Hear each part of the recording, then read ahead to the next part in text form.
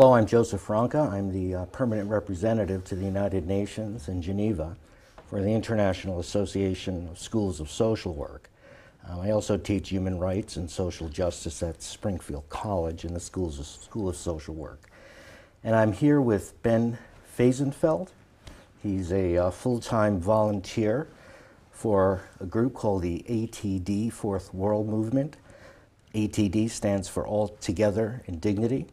He's also their international coordinator for TPORI, which is a network for children who live in extreme poverty, and also for children who live in loveless affluence, which is part of the whole shebang, for lack of a better way of putting it. And he's going to be talking about that shortly. Ben has worked in Senegal, Bolivia, the South Bronx, the Congo, and Switzerland, and I met him at the Human Rights Council in Geneva. Anyway, we're here to talk about Universal Children's Day. Universal Children's Day is November 20th. It was proclaimed by the General Assembly in 1954 to promote mutual exchanges and understandings among children and to initiate action to benefit and promote the welfare of the world's children. It's preceded, by the way, by International Men's Day. I bet you never heard of that, but that's on the 19th of November. And it's kind of a 48-hour celebration that recognizes the positive roles that men can play in children's lives. Well, rights are interdependent. Basically, I want to concentrate on commemorating November 20th. November 20th also marks the day, very roughly, that 50 years ago, the Declaration of the Rights of Children was endorsed by the General Assembly, and also the Convention on the Rights of Children was endorsed on November 20th in 1989 at the General Assembly on that same day, about 20 years ago, roughly. I just want to say a few words about the rights of the child. It is a convention, and as such, it has rather strong judicial force. Some of you know, perhaps, some of the constitutional scholars out there, that we have what's known as a Supremacy Clause in Article 6 of the U.S. Constitution, which basically says that any treaty that is ratified by the United States must become law and must become followed. Conventions and treaties are pretty much the same thing. Now, the United States and Somalia are the only two countries that have not ratified the rights of the child, even though it was endorsed by the General Assembly. President Obama has said that this is shameful, and he is looking into it. We have, however, signed the rights of the child. Signing it means that we will consider it in our legislative bodies.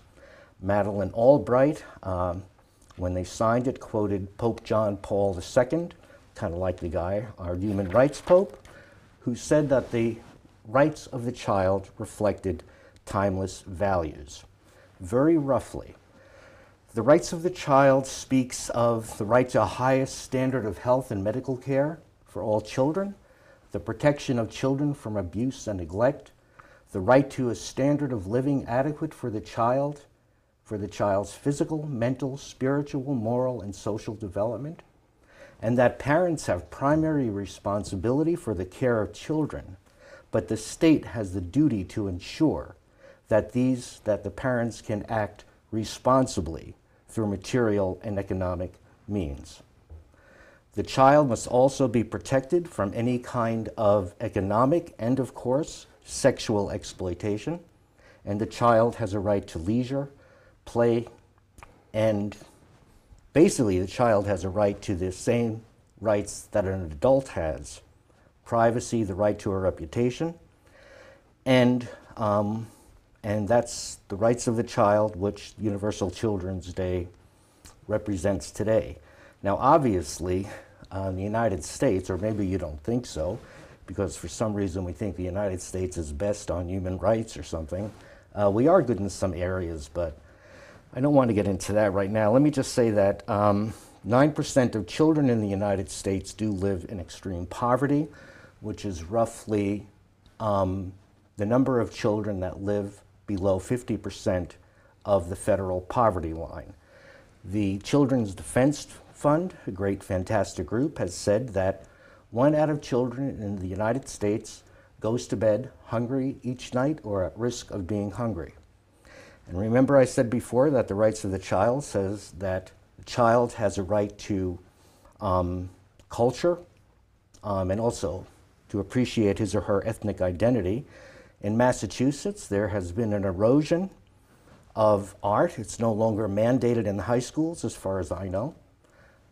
Plus, there are some schools that are doing away with recess.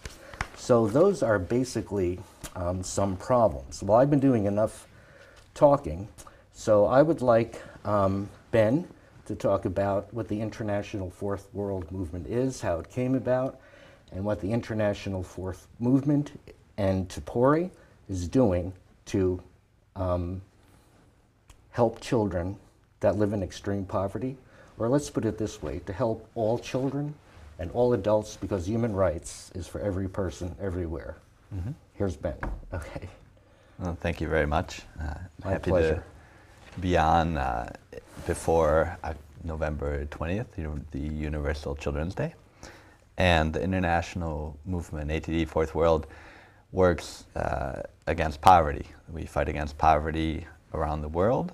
And so poverty, we say, is a violation of human rights and certainly a violation of children's rights too.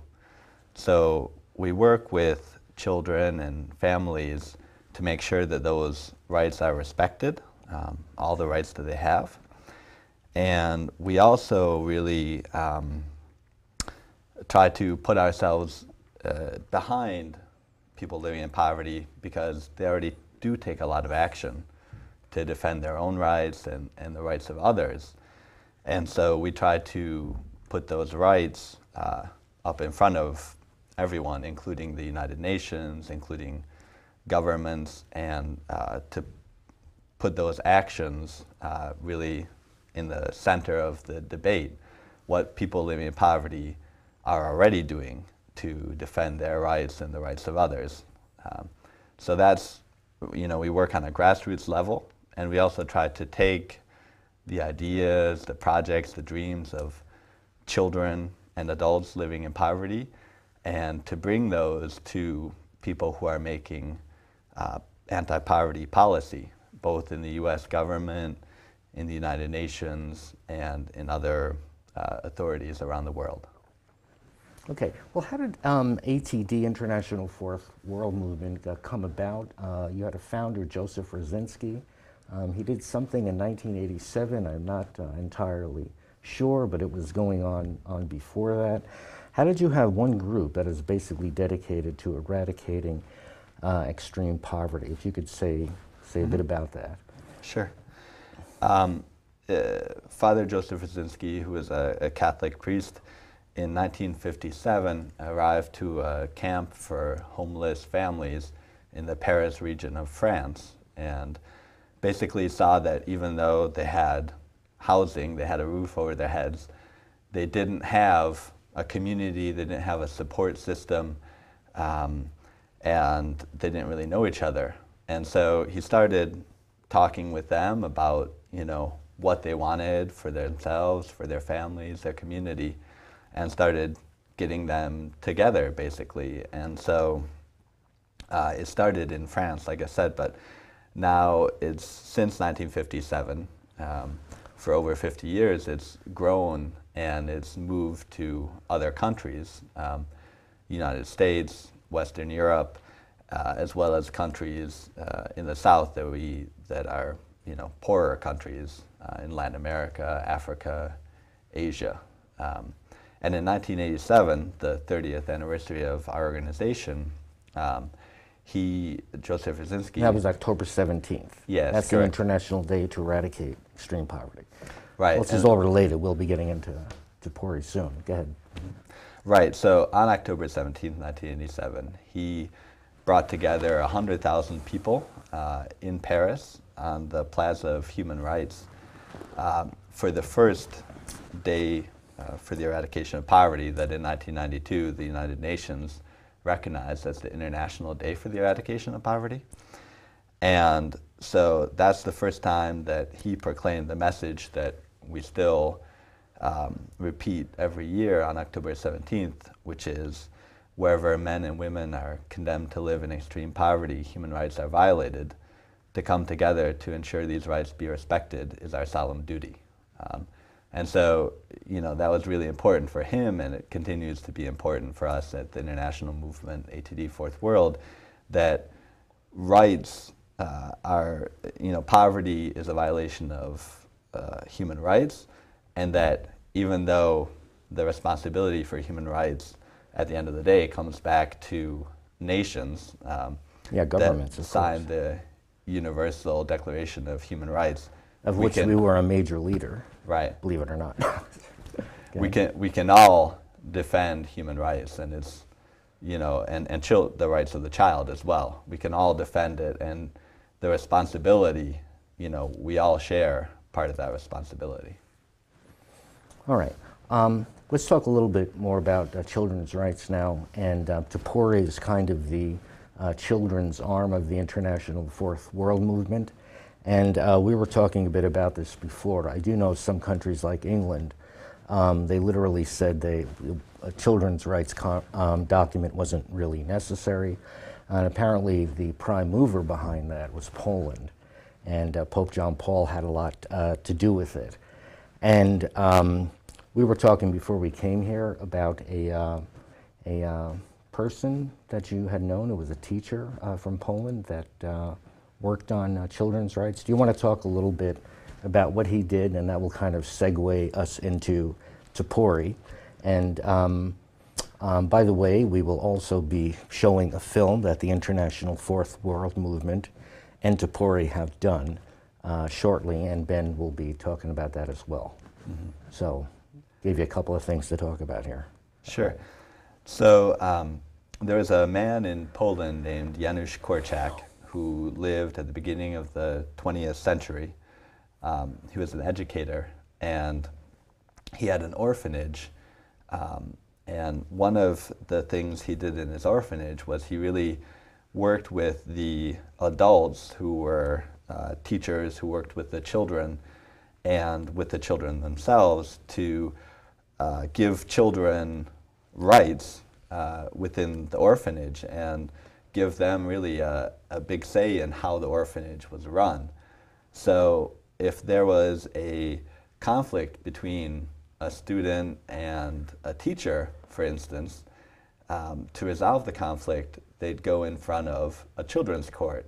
So it was actually interesting. Yeah, so it was actually children who were the judge. They were the lawyers representing the teacher and the student. And so in fact, it was really an exercise in children's rights and children's participation. And he was really one of the forefathers of the Convention on the Rights of the Child. Right. In 1927, he wrote a book called The Right of the Child to Respect. And in fact, he was Polish. And by the way, this isn't meant to be a discourse on Polish culture. I myself was raised Polish, and you sort of have God here and the saints and children up there making a joke, but we'll keep on going. Okay. Right. And so when the Nazis invaded Poland during World War II, Korczak, he was with the children from his orphanage, and a lot of his friends were encouraging him to leave the country to save himself because he was an important person. And he said, no, I can't leave my children here. And so he was actually taken to a concentration camp with the children to try to protect them to the end, and didn't survive the concentration camp with the children. But he came Amazing up story. with and he's really an important figure, not very well known, but important in the rights of the child. And he gave a lot of the theory and applied a lot of the theory behind the rights of the child as well. So yeah, that was a little bit about him.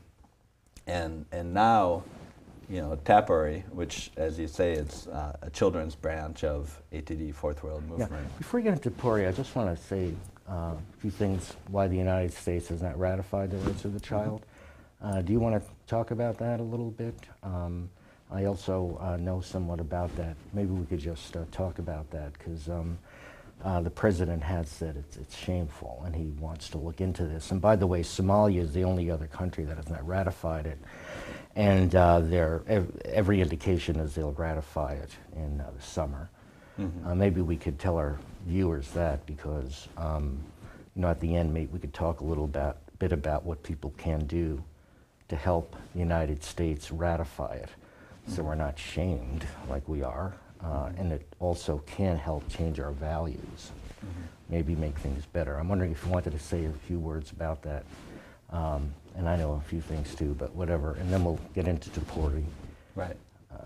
Sure. So would you? Okay, great, thanks. There is a lot of concern, I think, in some circles that, the Convention on the Rights of the Child would make parents act in a certain way, would really limit how parents raise their children, and that that parent-child relationship is the most important familial relationship for children. And there's also concerns that the Constitution should be the law of the land here, and that the Convention on the Rights of the Child, the Constitution that mentions children throughout. Right. Make it a joke. So there's concern that the Convention on the Rights of the Child would supersede the Constitution. And in fact, there have been a lot of legal scholars who've shown that that's not the case, that the Convention really gives a lot of freedom to national law, and that the Supreme Court has affirmed that the Constitution supersedes any international treaty that we could sign. Okay, well, I just want to add, I have done some of my own research, and when this was kind of building up momentum under the Clinton administration, Bush didn't even pay any attention to it. Clinton said that the United States does not recognize the governmental obligations that the rights of the child would entail to get children out of poverty. I'm kind of paraphrasing it. And Bill Clinton also says that he doesn't recognize family leave with pay, special protections for a woman who was pregnant before and after childbirth. I would imagine that he had a mother, but what do I know? So that our government basically put everything in the lap of the family, but did not give them the necessary economic supports to help the family with children. Anyway, I noticed that time is kind of running short, and I digressed a little bit and went in my professorial podium or something. Could you talk a little bit more about PORI, what it is, and we're going to be seeing a film shortly, and what that film is, and then talk about maybe a few things how people could get involved. Sure. Okay? Yep. So, children's rights, the convention was written in consultation with nonprofits and children themselves, and in PORI we really try to consult with children, children living in poverty and children from other backgrounds. Yeah, excuse me, that's one of the reasons I use your stuff in my classes. I teach qualitative research, and one of the few groups I know that actually asks children, how can we get you out of poverty? And the kids always say, give my parents the means to raise me. Because in this country, I don't even know one study where they consulted children about how to get people out of poverty. I know the Children's Defense Fund did a little bit on that, but you would think there are 1 million children in poverty that they might ask a few. The government might, but I don't think they ever did. But go ahead.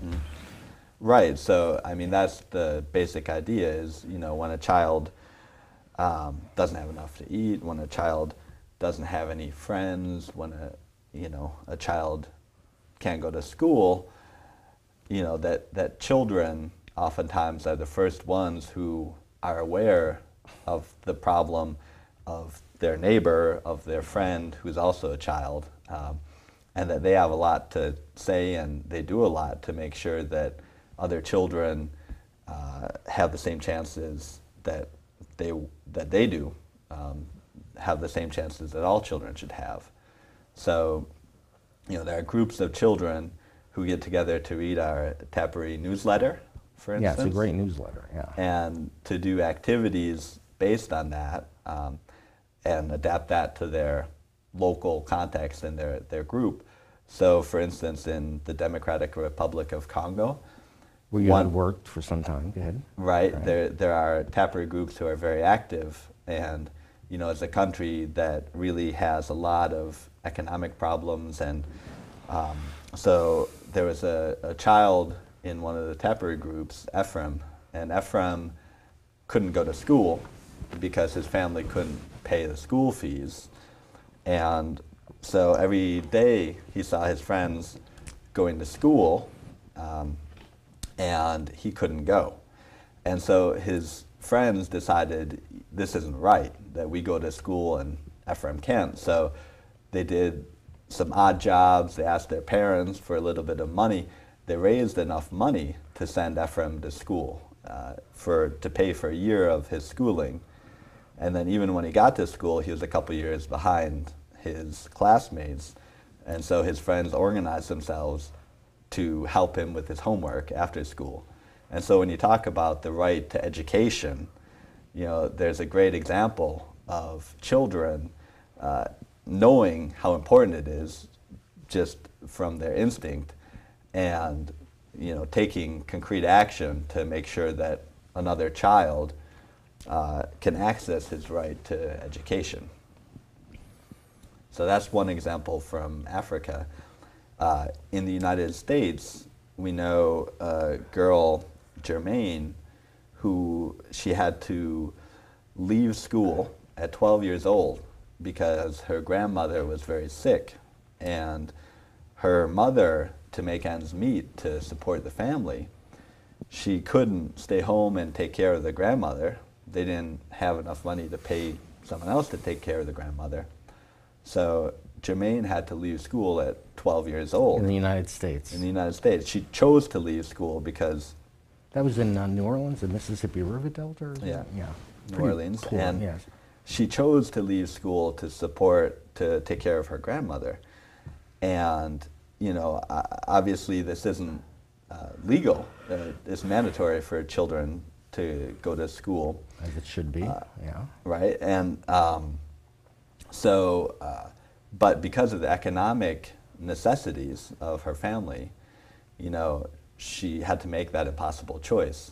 And that's really what children's rights are about, is supporting families so they don't have to make those impossible choices. And in Tappery... So Clinton's wrong. Government does have obligations of sorts to support the family, not to give handouts. Handouts do not give people dignity. Right. And the United States has signed the Universal Declaration. And they're of not Human handouts, Rights. but anyway, it's complicated. Yeah, go ahead. Yeah. The United States has signed the Universal Declaration of Human Rights, which also says that everyone has the right to an adequate standard of living. And so even under the Universal Declaration of Human Rights, we have the responsibility to make sure that families have enough to be able to live and to be able to access all of the other rights, like to education. And Tappery is really recognizing what children do and bringing children together so that Germaine, who has to stay home to take care of her grandmother, so that Ephraim, who can't go to school, aren't alone with that problem. And that's really important, that, children's rights, human rights, aren't magic. Just because you sign a treaty doesn't mean that all of a sudden there are no problems, but that helps to bring people together around those problems. And we try to bring children together so that they're not alone facing problems, especially problems related to poverty. Right. I just want to go back a minute. Many viewers don't know, and not only did we sign the Universal Declaration of Human Rights, which is like the main document and the progeny, so to speak, the kids of the Universal Declaration of the Rights of the Child. another document on the rights of women, another document against racism, and one that just came out on disability. But I think we should know that Eleanor Roosevelt was an American, and she was chairperson of the committee, and the American delegation was very much into what are known as economic, social, and cultural rights. The American delegation wanted health care, they wanted good jobs for all, and a standard of living. And stuff sort of poofed. I notice we have about 5 more minutes left. Could you say a bit more about Touring, maybe give another example, and then talk about the film that we're going to see? And I'm sure that they'll be flashing a way to get hold of you, and maybe they can get hold of the film, I don't know, flashing your website, and mine too for that matter. So we have about 4 minutes left. Say anything you want. Okay. All right. All right, so the film we decided to do for the 20th anniversary of the Convention on the Rights of the Child, to show what children are doing around the world to defend also the rights of the child. Yeah, you produced it too. Anyway, go ahead.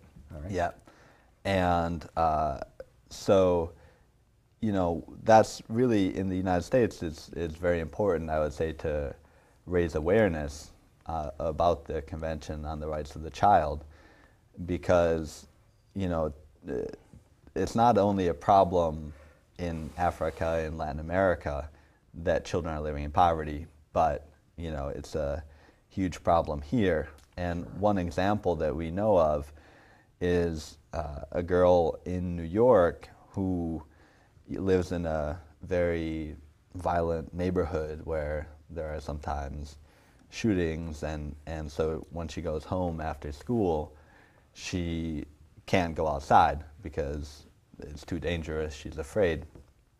And a friend of hers knew how important it is that, you know, her friend not be alone in this neighborhood, and so even though it's dangerous, she makes the trip to see her friend so she's not alone in this situation. And, you know, that's one of the rights of the child, is the freedom of association. Right. But when you have poverty, when you have violence, the freedom of association, the child effectively doesn't have that right. And so by her friend... rights are interdependent. Yeah. Right. You can't have freedom of speech if you know, if you're homeless. What is the meaning of that? And whatever. Go ahead. Right. And so by her friend coming into that neighborhood, also putting herself at risk, is really defending her friend's rights. And, you know, that kind of thing, when a child feels better in her neighborhood because she has a friend, she's also going to feel better at school. And so, you know, she's going to do better in school. So her right to education is also positively affected when her right to freedom of association is recognized and she can access that right. So yes, interdependent, and, you know, children... It's all related, yeah. Right. A lot of times we say, you know, children are the leaders of tomorrow, children are the future, but the message of children's rights and the message that we at TAPRI and the international movement, ATD Fourth World, want to put forward is that, you know, children are doing things today. Children are defending the rights of others, defending the rights of their families, and, you know, we need to pay attention to what they're doing and consult with them today to make sure that everyone living in poverty, children, adults, can access their rights. Yeah, I just was at your conference in Washington, D.C., and you entitled it, "It Takes a Child to Raise a Village." Children have tremendous insight until they're warped by our educational system, but that's another story. Yeah. Yeah, children do have tremendous insight. We need to find ways to capture it. I think we have about 1 minute left. Is there anything that you would like to add? Well, we don't have to. We can just wrap it up now and thank everyone for listening, whatever. I was just going to say, I think that, you know, one great thing about children is that they have really a natural instinct toward justice. And they do, don't you know, that can really push us as adults to also assume our responsibilities, and some of the things that we forget in terms of poverty and what all the chances all people should have. That's an invaluable role that children can play, is to remind us of what it means to have justice, to have rights, and that's why it's really important for us to listen to children and help them to take action. Yeah, and to pay attention to them and not put them down and talk about the terrible twos. How about you, the terrible 30s or 40s? And they have a right to reputation, they have a viewpoint. So thank you very much. I guess that's it. So we'll be showing the film. Yeah. Okay. Hope everyone enjoys it. Okay, take care. Thanks. Bye.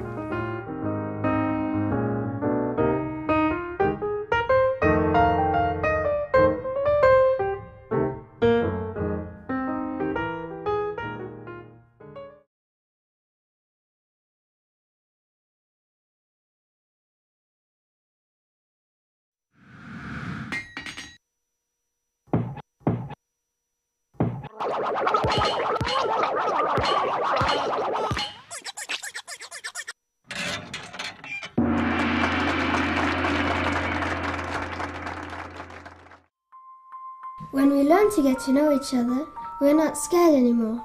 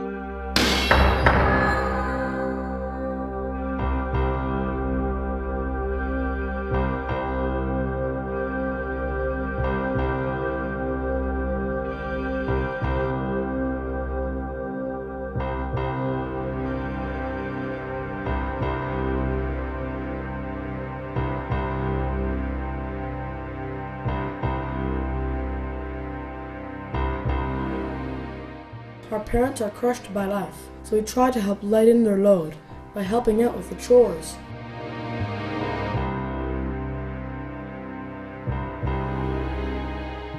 But we're still children.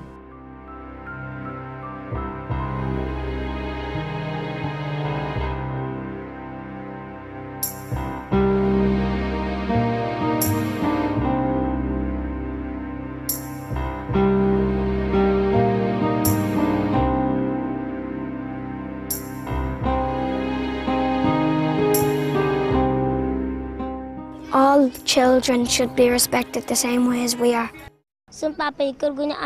Every time my parents have a house, someone comes and destroys it. There are children at school which are not accepted or respected by others. When we are ill, we must be able to go to the doctor. We want to live with our parents. We also want to have enough to eat. If a child doesn't live with his parents, he might spend time on the streets and do things he shouldn't. A child has the right to go to school and to have a birth certificate. A child should also be able to play. He should have a name. If he doesn't have a name, people might just say, "Hey, you!" And that's not nice. When I see all of that, I can't just close my eyes. But what can we do? Come with us.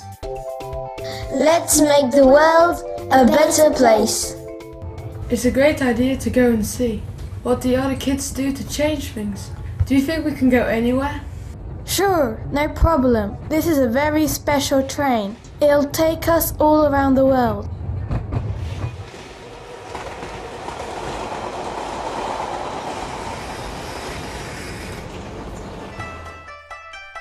We just go there, and already the tired children come to play with us. They show us all the activities.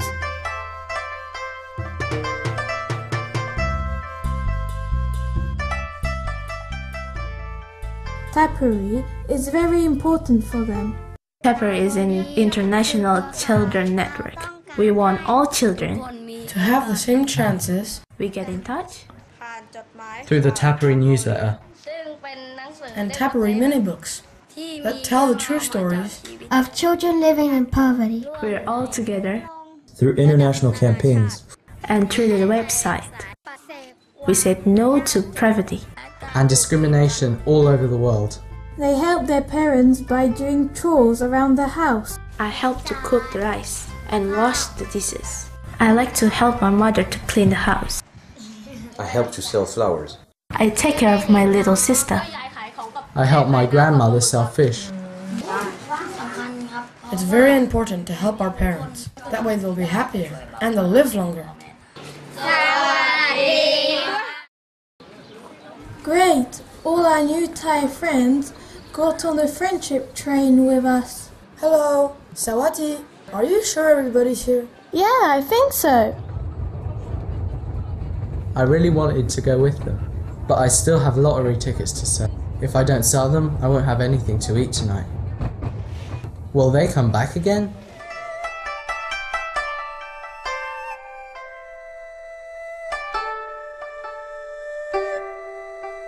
Are we in Europe yet?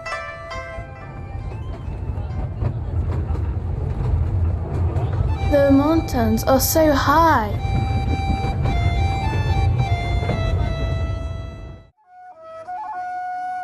Look, here we are in Ireland.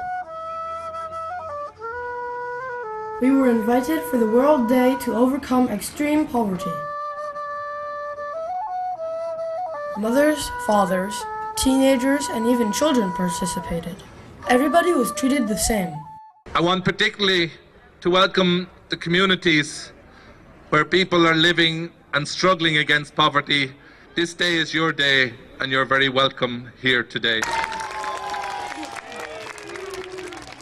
My name is Anne, and I've been homeless for the last 3 years. Today I'm thinking of my 2 young children who have been taken away from me. If you lose your children, you lose your heart and half of your body. How can I go and see them when I'm living on the street?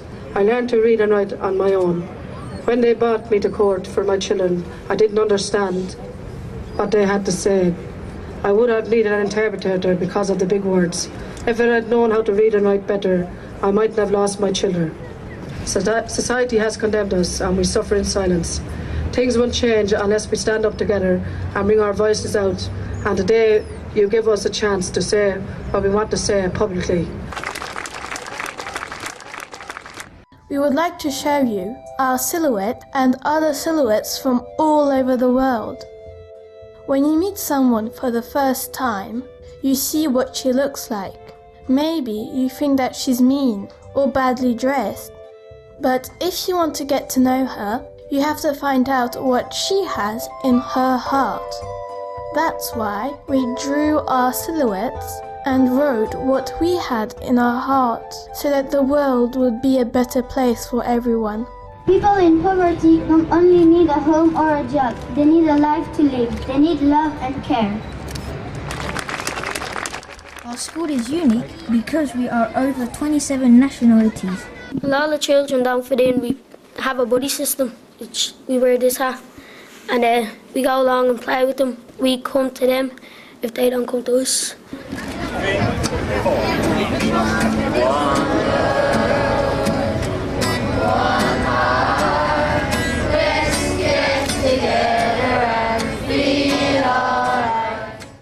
Where are we off to now? To Poland. I'm really happy that our Irish friends invited us to go with them to this meeting. I heard that there would be children from 4 different countries. Na płotek. Na płotek. I mruga. I mruga.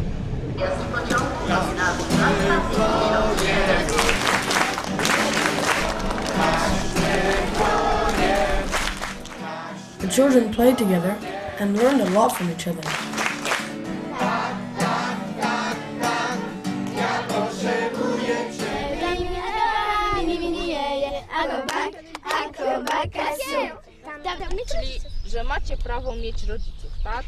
They discussed what children's rights mean to them.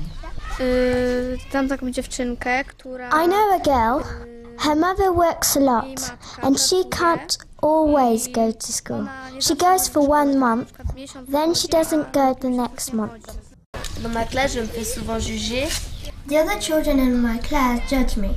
We're stronger when we're together because we can support each other. No moim zdaniem najważniejsze. The most important thing for me is to respect others. It's not a problem if we have a different religion than I do. What is important is that we all understand each other.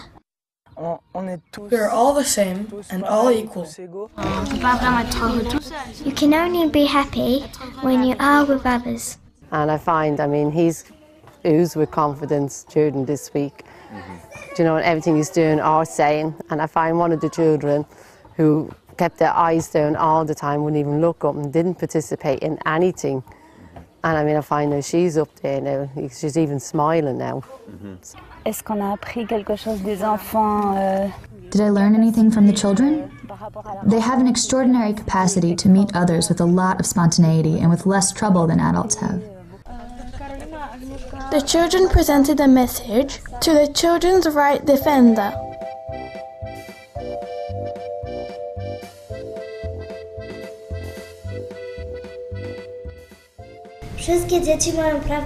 Nothing can replace a family. We need to spend time with our parents, even if we don't live with them.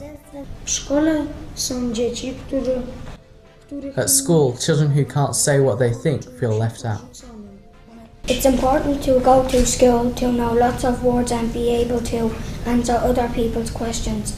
If a child doesn't go to school regularly, she might not have the same chances to have a good life as others. If you don't go, then you can't read the sentence. We are all equal.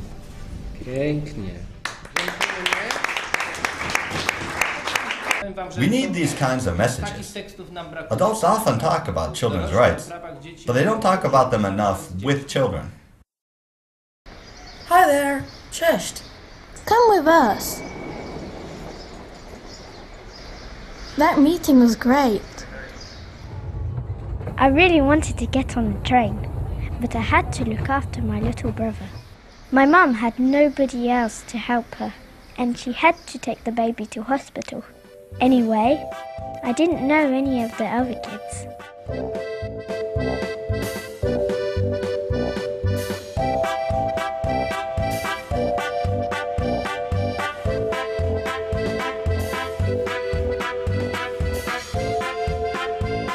This is the first time I've ever seen the ocean. It's beautiful.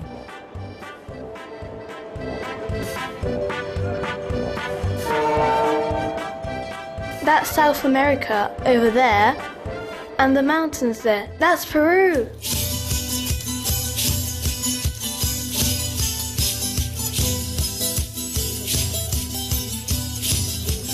We met parents who struggle to give their children a better future. Today I look at my children, who are now young adults. I don't want them to be exploited by others. I've suffered ever since I was very young, and I'm still suffering. I see my children, and I don't want them to lack what I lacked.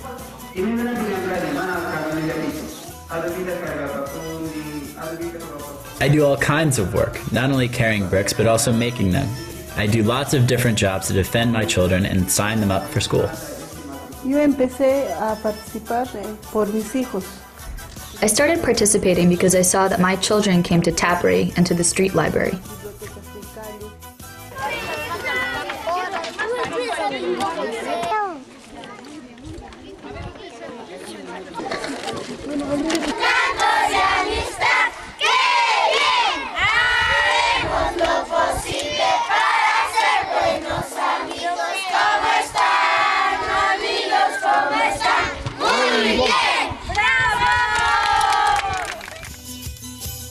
The children showed us the way to go meet the children of Puyo Grande. Wow, it's really steep. I'm tired already.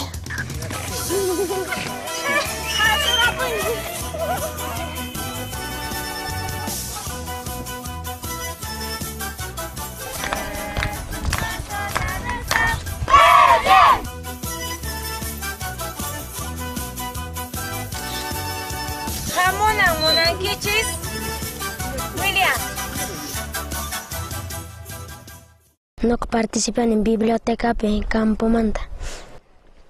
come to the countryside library because I like to learn things. I like to read fairy tales and other books. I also like to see my friends.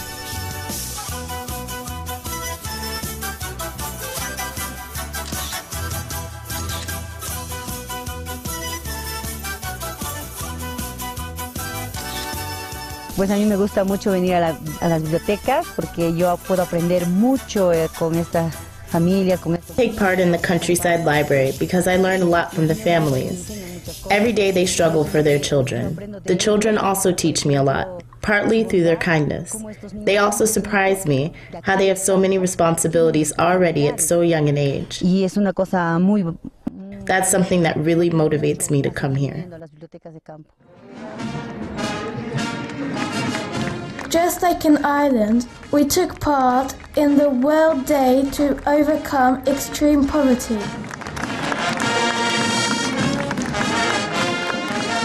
The poor children and grown-ups went to a parade in Cusco. They went with their parents to defend their rights and to support all the people who fight against poverty.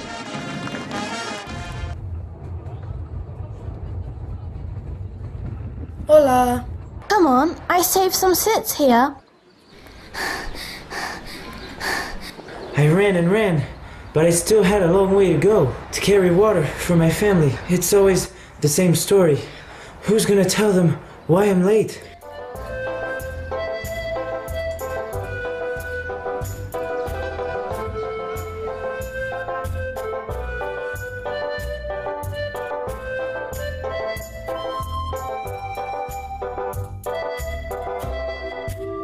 Look, we're in Africa. Do you think Fatimata got our message? She didn't answer her telephone. No problem. She gave us directions. She wants to tell us how it was when she was a Tapari kid. J'étais très heureuse dans le groupe malgré la différence. I was very happy in the group despite the differences between us. I usually had old and ripped clothes on, but no one said anything about it. They saw me for myself, not how I was dressed. They only cared about what I said and what I did. They saw who I was on the inside. Le fait de faire partie du groupe Tapori. Being part of the Tapori group helped me to support my parents.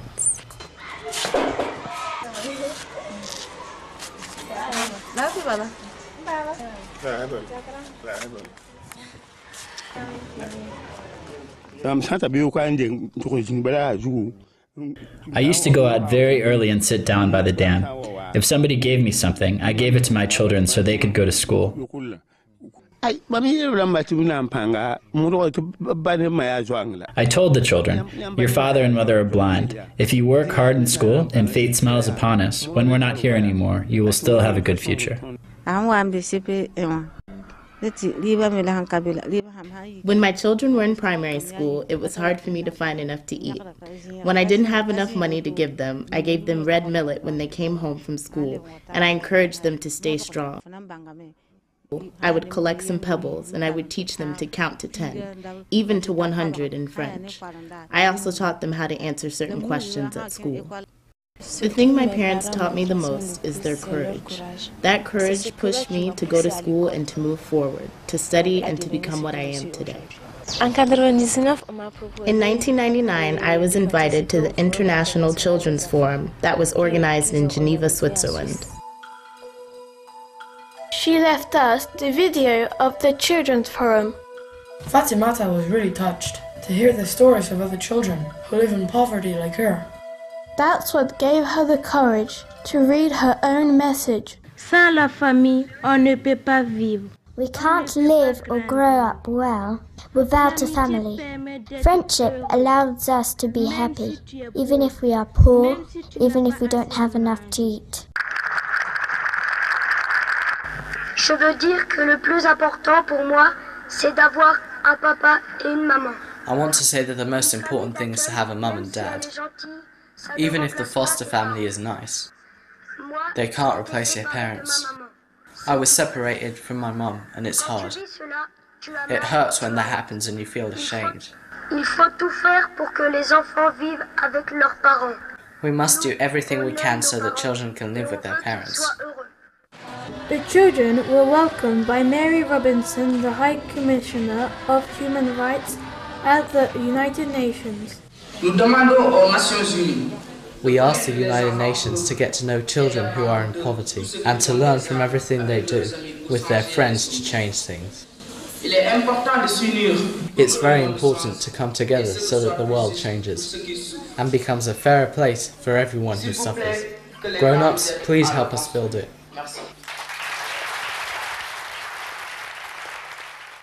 Vous avez donné à nous un message très clair. You've given us a very clear message.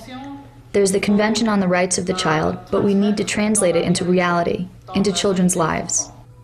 I really liked what that boy said. Grown-ups should help us build a world for all. Yeah, that's right. I was really happy during our trip to see all these teenagers and grown-ups who do things for the future of children. We need to do more together if we want things to change for real.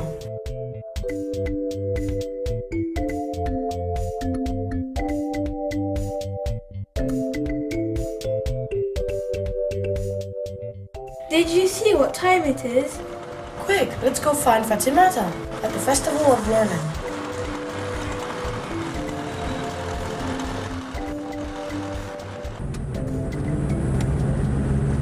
There must have been at least 500 children. They were from 4 different villages. Voilà. Even the children who don't go to school can show others what they know how to do and learn new things too.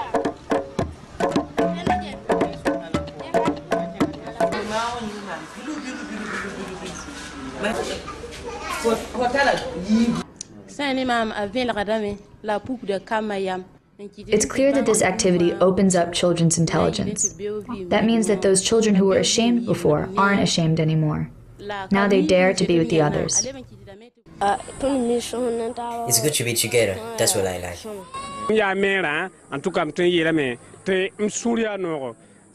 As a mayor, I'm happy because children who didn't know how to read a book or draw now know how.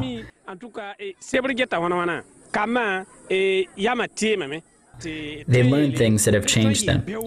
Today, we can say that these children are the future leaders of our country. Children can change things in all countries.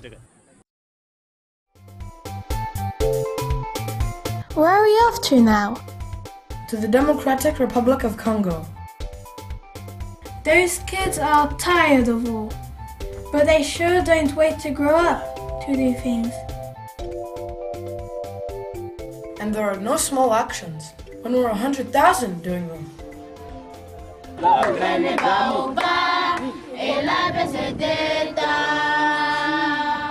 The children fight against poverty when they do chores for their family. They take care of their younger brothers and sisters and look after the animals. They even carry water for old people.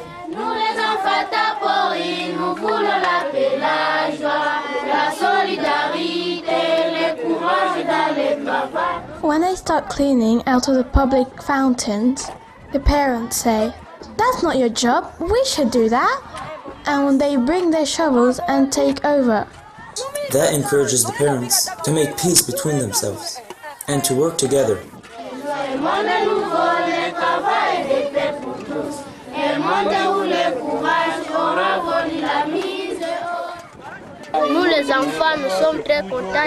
I'm happy to see our adults working with us. When one of their friends' families was homeless, a few different tappery groups got together to help out. My son's friends were touched by our situation and came to help build a new house. I'm very happy to see all these children here to support us. When you're poor, there's almost no one who comes to visit you.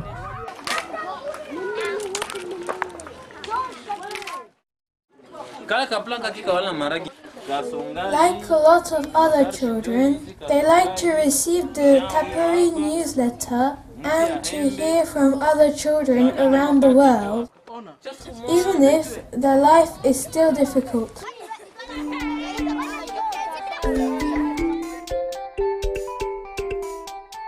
the size of the crowd. Come on up. We'll make room for you. I wanted to go on the train too, but I didn't have any nice clothes or shoes to go on a trip. I didn't want the others to make fun of me. And anyway, Mom says that this trip isn't for me.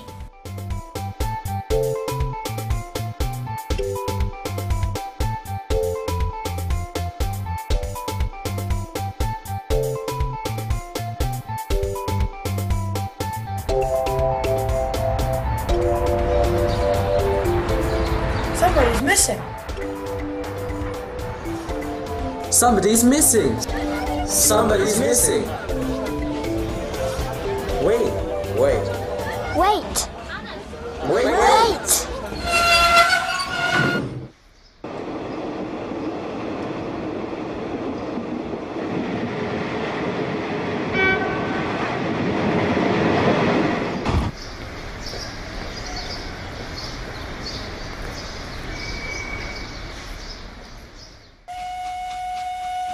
Hurry! Come up! Come with us. Hurry!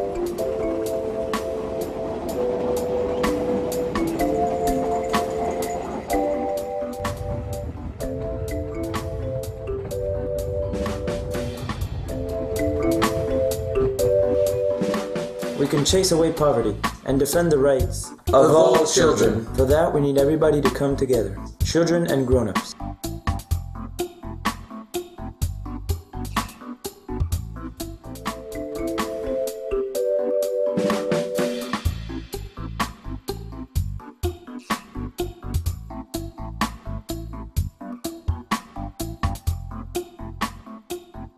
And you, would you like to come with us? Won't you come with us?